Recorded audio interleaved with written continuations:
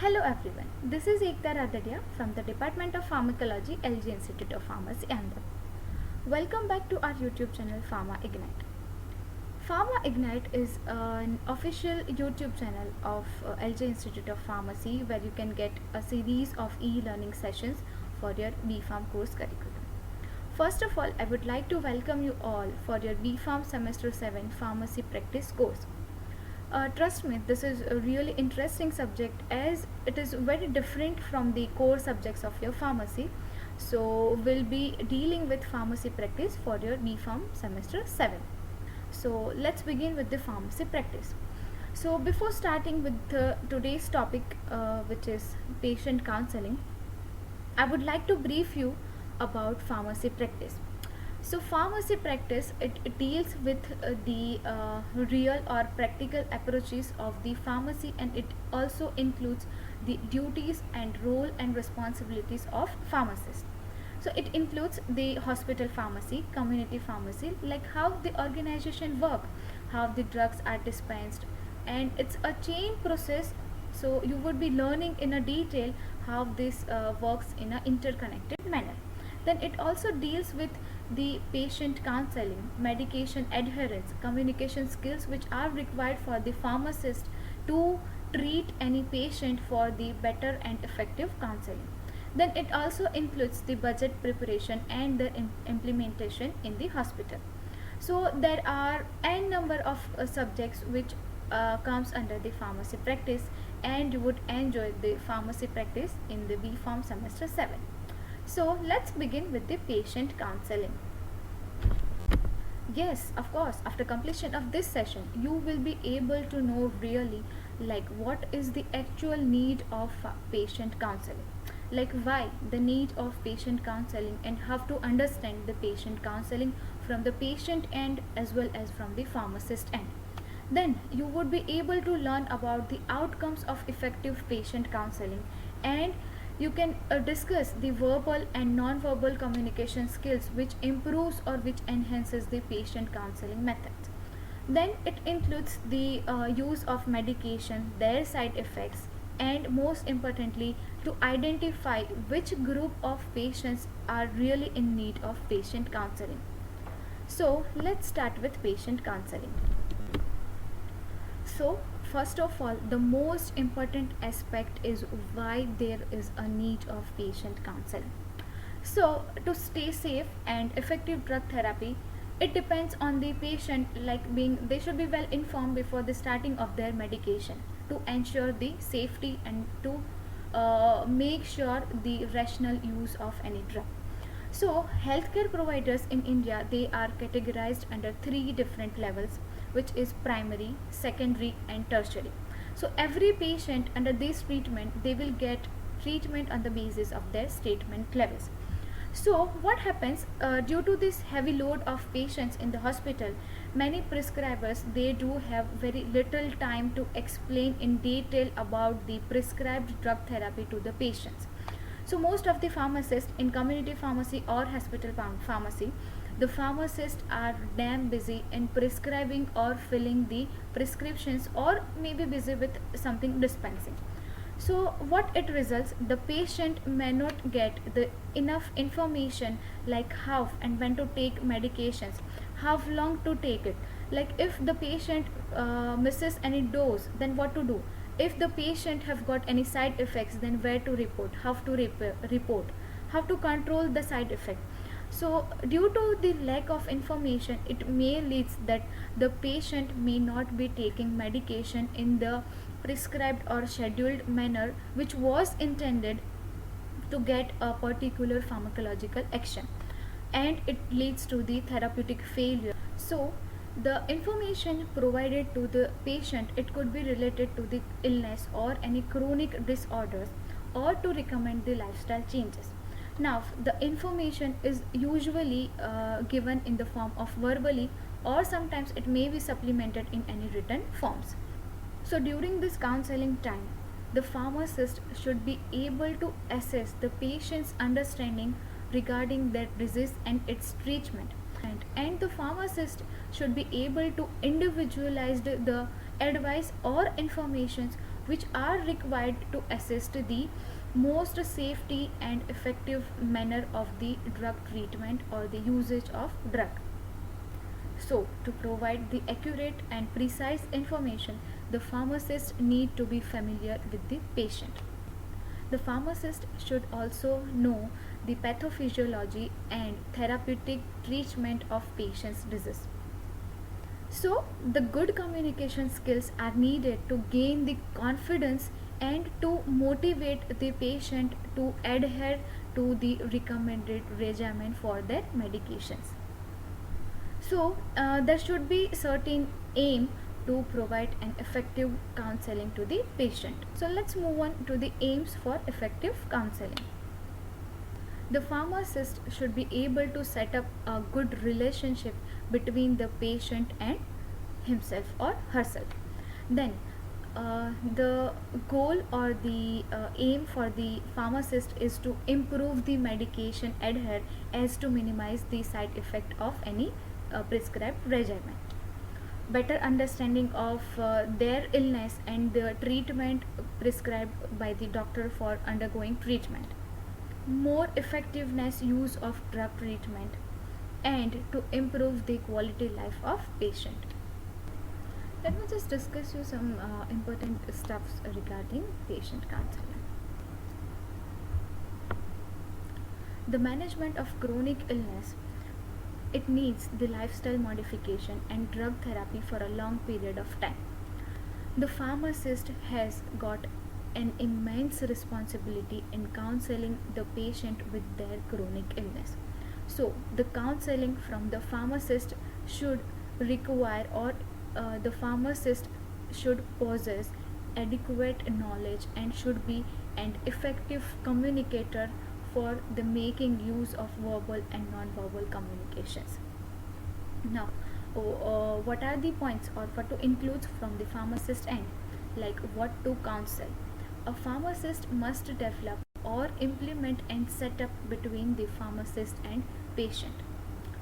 Routinely and accurately identify the amount and type of education required by patient to maximize their chances of solving any errors or to prevent any drug related problems, and continuously identify the degree of monitoring required by a patient itself according to the health risk posed by the patient's medication and their drug related problems or diseases.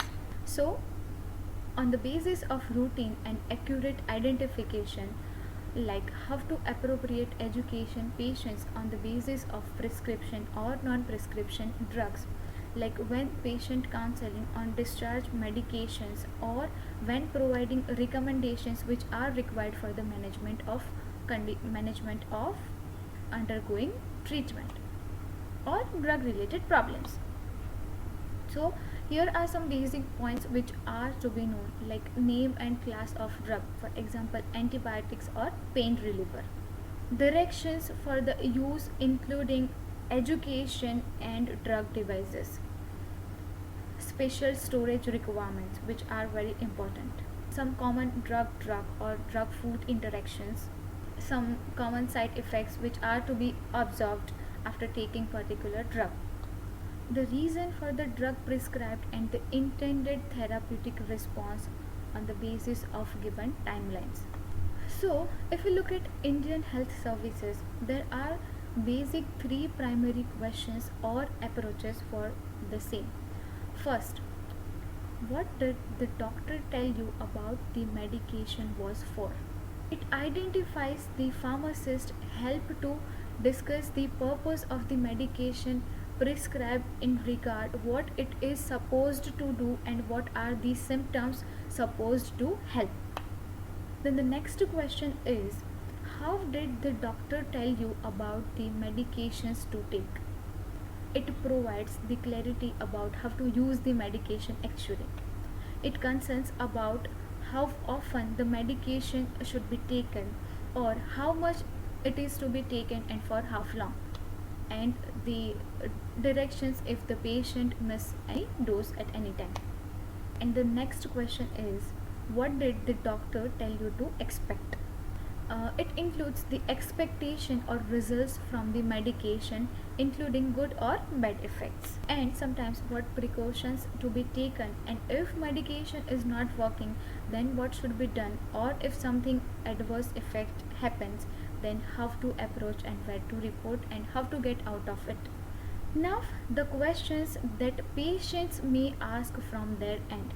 It includes what is the name of medication, what results to be expected after taking it, how does this medication work, what time of day should I take it, are there any special medications for the use, does the food have any side effect on it, do any alcohol beverages any side effect on it, how long should I continue taking this medication?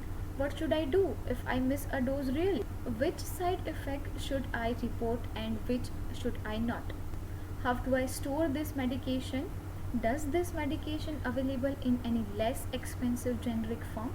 So these are some questions which the patients need to ask from their end.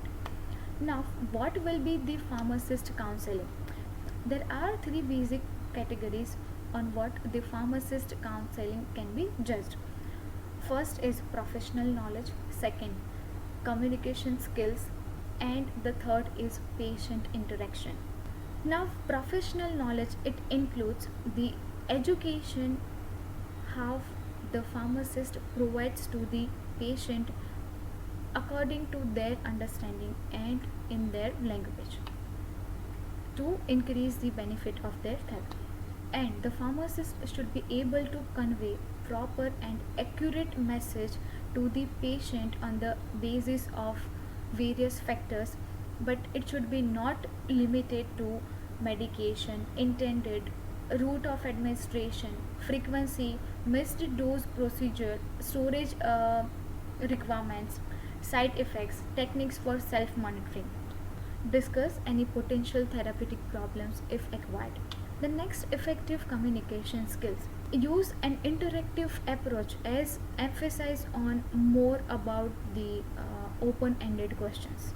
Try to use the language in which the patient feels more comfortable, and sometimes demonstrate some effective use of drug techniques.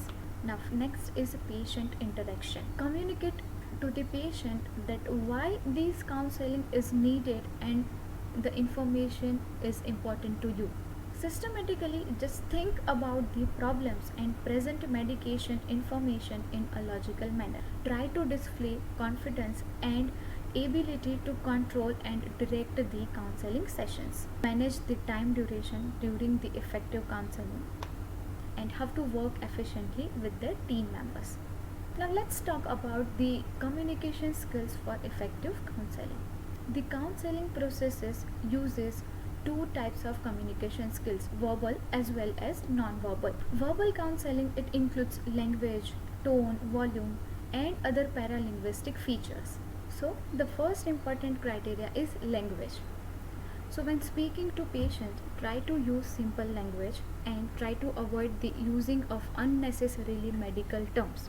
If possible, try to speak in patients' own language or their native language. Then the next important criteria is tone. So while counseling, the tone is really important for their voice. Now sometimes the change in the tone or the frequency of speaking, it sends some different message to the patient. It conveys the wrong information to the patient, as patient might feel attitude to the person speaking to them. So the tone or the voice should be reassuring as to improve the effective counseling. The next is volume.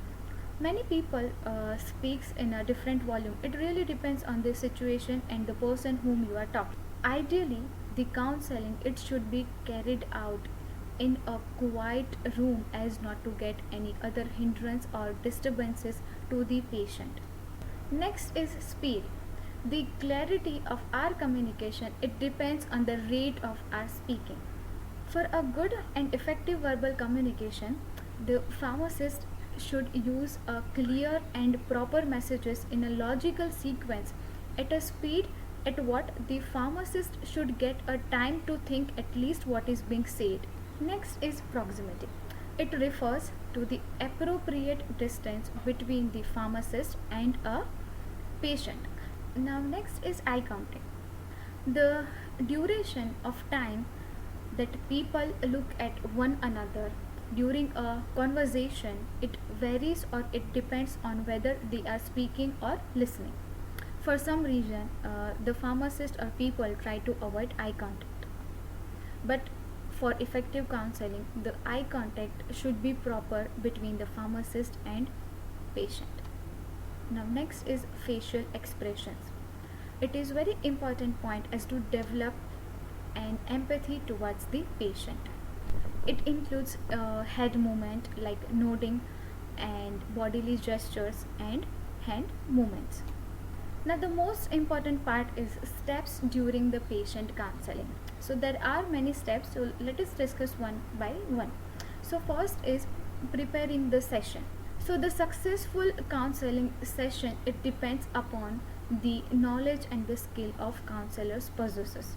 The pharmacist should know as much as possible from their end about the patient's detail or the treatment details. In the hospital pharmacy, these details can be collected from the patient's notes itself from the hospital. Now, in the community pharmacy, it could be from the prescription or it could be from the last filled prescription. Now, the another issue is mental and physical state. Sometimes what happens, the patient, they are in a hurry to go home. So in such situation, the pharmacist may modify this patient counseling session and it could be carried out later on. Next is opening the session. So this is the first phase of counseling which is used for the information gathering from the patient. So first of all, the pharmacist need to introduce himself or herself to patient, and the pharmacist should be able to find out the aim or the purpose of counseling or session in a very clear manner. For example, hello Ms. Prachi, my name is Ekta Radaria and I'm a pharmacist. I just want to discuss something about your medications. So do you have some time or few minutes to spend with me? So this could be an opening session. Next, after gathering the information from the patient, the pharmacist tries to focuses on the other treatment or alternatives which can be used by the patient, for example Ayurvedic treatment or any other home remedies. Like it could include, what did your doctor tell you? What do you know about your disease? Can you tell me the symptoms what you are experiencing? So this allows the pharmacist to assess the understanding of patient regarding their medication, and it helps to increase the effective counseling. Now next is counseling content. It is the heart of patient counseling. Like what are the details which are to be required, and what are the steps which are to be explained, and what are the important or required steps which are to be explained to patient for their medication and treatment options. So topics commonly covered includes name and the strength of medication, reasons why it is being prescribed, how to take medication, expected duration of treatment, expected outcomes of the treatment, possible adverse effects, possible medication or dietary interactions, what to do if I miss a dose, advice on correct storage, and such questions. Because the time constraint is always priority, so try to focus on these questions as to gather more and more information from patient end. In some situation, it is not important not to jump directly towards the conclusions about why a particular drug was prescribed. Now next point is getting started, like how to initiate the session. It could be new for the students, those who are pursuing their graduate studies in clinical pharmacy. So when they are new, try to start with a limited area. For example, they can start with one area which is antibiotics, and as soon as they get or collect some skills more on this, then the pharmacist can move on from one area to another, they can switch over. Then the next important point is counseling aids or medication counseling tips. So first and foremost is establish such a relation in which the patient tries to show interest.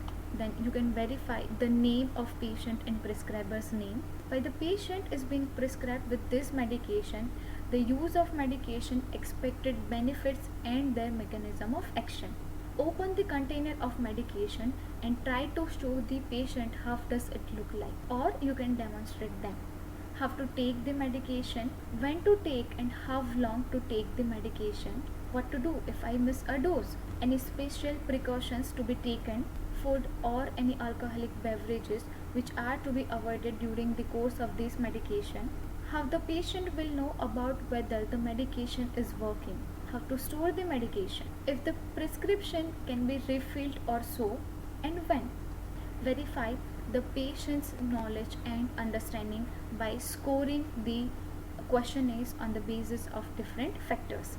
Ask the patients if they do have any questions, and lastly document the interaction. Now next is qualities of a good counselor. So the first is be a good listener. The counseling is an interactive process, so the pharmacist must listen attentively and accurately to the patient as well as observe both verbal and non-verbal behavior. This will give a prompt to pharmacy to assess the opportunity to patient's knowledge about their disease and medication. Then the next is be flexible.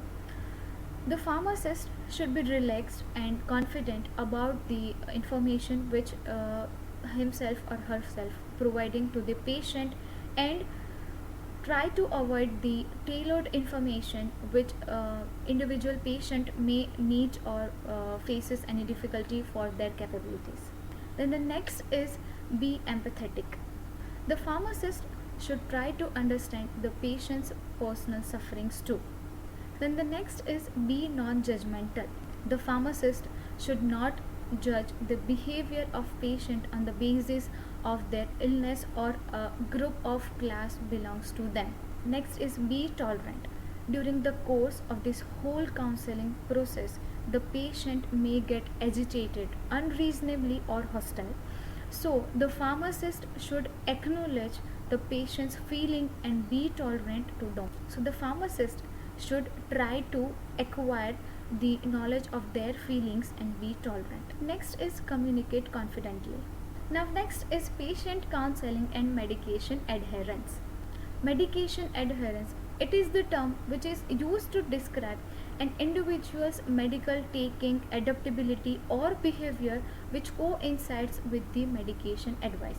Sometimes if patients are not able to adhere to the prescribed medication regimen by the doctor, then these are some points which could be interlinked for their consequences.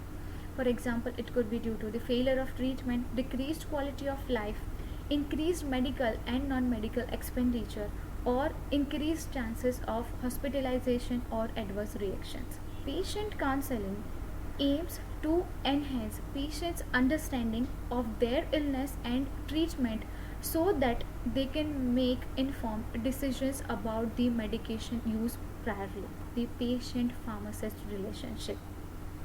So here is a task for you. You will have to perform one assignment to get assess yourself, like how much do you know about the patient counseling.